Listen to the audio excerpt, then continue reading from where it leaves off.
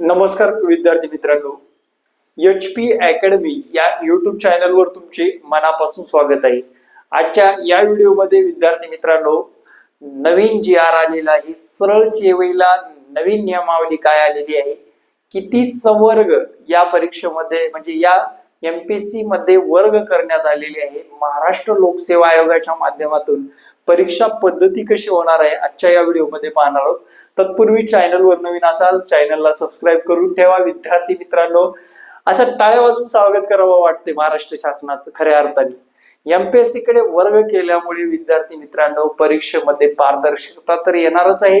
गोरगरिबाचे विद्यार्थी रात्रीचा दिवस करून अभ्यास करतात। तलाठी सारख्या परीक्षेचं मेरिट एवढं हाय जातं की गोरगरिबाचे विद्यार्थी दिसत नाहीत आणि विद्यार्थी मित्रांनो तिथे घोटाळा झाला असं मनामध्ये शंका राहते। त्यामुळे महाराष्ट्र शासनाने घटनात्मक आयोग असलेला आपला लोकशाही आयोगाच्या माध्यमातून सरळ सेवा घेण्याची नियमावली प्रसिद्ध करण्यात आलेली आहे आणि सरळ सेवेच्या माध्यमातून किती पोस्ट उपलब्ध आहेत ते आपण सांगणार आहोत। विद्यार्थी मित्रांनो लक्षात घ्या, सरळ सेवा भरती प्रक्रिया आता महाराष्ट्र लोकसेवा आयोगाकडे देण्यात आली असून ग्राम महसूल अधिकारी संवर्गातील रिक्त पदे तातडीने भरण्याची कारवाई शासनाने सुरू केली आहे। यासाठी राज्यातील सर्व विभागांनी कार्यालयांना पत्र पाठवून 8 मे पर्यंत मागणी पत्र सादर करण्याचे आदेश देण्यात आलेले आहेत। आता विद्यार्थी मित्रांनो, किती विभागामध्ये MPSC परीक्षा घेणार हे पण सांगतो बघा। शासनाने प्रशासन अनेक संवर्गामध्ये विभागलेले आहे। यात 33 विभागामधील सुमारे 110 आस्थापनामध्ये 3600हून अधिक संवर्ग आहेत। या संरचनेत सरळ सेवा भरती संदर्भात 1400हून अधिक सेवा प्रवेश नियम आहेत। त्यामुळे विविध विभागामधून स्वतंत्रपणे तितक्याच परीक्षा आतापर्यंत घेण्यात येत होत्या।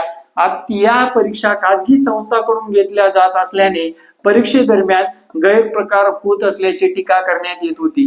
त्यामुळे शासनाने सरळ सेवा भरती कुणाकडे देण्यात आलेली आहे, MPSC कडे देण्यात आलेली आहे। आता विद्यार्थी मित्रांनो, GR येतील, अभ्यासक्रम येईल, त्यापूर्वीपासून म्हणजे आतापासून जो अभ्यास करेल MPSC चे एक तत्व आहे, लोक डोक्यात ठेवा मित्रांनो। जेव्हा कधी महाराष्ट्र लोकसेवा आयोग पेपर काढत असतं त्यावेळेस पहिला पेपर हा संधी निर्माण करणारा असतो। लक्षात घ्या, काय असतो? संधी निर्माण करणारा असतो आणि त्या संधीचं सोनं तुम्हाला करायचंय का तर येणाऱ्या आगामी परीक्षेमध्ये सगळे लोक कन्फ्युज, क्लासवाले कन्फ्युज असणार आहेत, सगळ्या गोष्टी कन्फ्युज मध्ये असणार आहेत। पण एक अजून आवर्जून सांगतो आपल्या मित्राला म्हणून, हे विषय बदलणार कधी? सांगा बरं मला, मराठी सारखा विषय बदलेल का? त्यानंतर विद्यार्थी मित्रांनो इंग्रजी सारखा विषय बदलेल का? इंग्रजी सारखा विषय बदलेल का? त्यानंतर मित्रांनो मॅथ आणि रिझनिंग सारखा विषय बदलेल का? हे तुम्हाला अगदीच 100% असणार म्हणजे असणारच। मॅथ, रिझनिंग, मराठी व्याकरण, इंग्रजी व्याकरण असणार।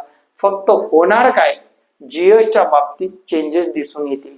पाठ्यपुस्तकावर जास्त भर दिला जाईल आणि जे IBPS चं रिदम होतं, TCS चं रिदम होतं, त्या TCS IBPS च्या रिदम मधून आपल्याला वेगळं रूप धारण केलेली MPSC सरळ सेवा घेणारी परीक्षा पद्धती राबवली जाणार आहे। विद्यार्थी मित्रांनो थोडक्यात GR सांगतो। GR मध्ये त्यांनी कसं सांगितलंय बघा, GR मध्ये सिंपल सांगितले आहे की आगामी काळात होणाऱ्या या परीक्षेसाठी क्वालिफिकेशन काय असणार, ग्रॅज्युएशन बेसला काय असणार, लिपिक पद कसं राबवलं जाणार, आता जिल्ह्यावाईज जाहिराती येणार का, एकदाच परीक्षा होईल, कुठल्याही जिल्ह्यात जाण्याचा अधिकार असणार विद्यार्थी मित्रांनो। म्हणजेच समजा तलाठी भरती प्रक्रिया अगोदर काय व्हायची, बीड जिल्ह्यामध्ये फॉर्म भरल्यानंतर बीड जिल्ह्यामध्येच राहता यायचं, पण आता मग त्याच्यामध्ये चेंज होणार। लक्षात घ्या, ते पसंती क्रम मागवणार आणि पसंती क्रम मागून आपल्याला त्या मार्काच्या लेवलनुसार आपल्याला जिल्हा, त्या जिल्ह्यात नोकरी करण्याची संधी मिळणार। म्हणजे ज्याला चांगले गुण आहेत त्याला चांगला जिल्हा मिळेल आणि ज्याला कमी गुण आहेत त्याला कोणता तरी वेगळा जिल्हा मिळेल। जागा जिथे जास्त आहेत त्या पद्धतीने मिळेल। लक्षात घ्या, जवळपास हे 231 पेज हे परिपूर्ण GR दिलेला आहे। याच्यामध्ये तुमच्या पोस्ट नुसार विद्यार्थी मित्रांनो काय क्वालिफिकेशन लागतं हे सुद्धा सांगण्यात आलेलं आहे। म्हणजे मी थोडक्यात सांगतो, आणि हे जर तुम्हाला हवं असेल तर आपल्या यश पुंडे सर या टेलिग्राम चॅनलवर टाकलेले आहे. आता बघा, यांनी सगळ्या गोष्टी सांगितलेल्या आहेत, पेज नंबर सहित दिलेला आहे, पेज नंबर सहित दिलेला आहे, पेज नंबर सहित. आपण आपल्या पोस्टसाठी बघू, ग्रामविकास अधिकारी म्हणजेच ग्रामसेवक किंवा ग्राम महसूल अधिकारी, ग्राम महसूल अधिकारीच्या पोस्टवर जाऊ आपण.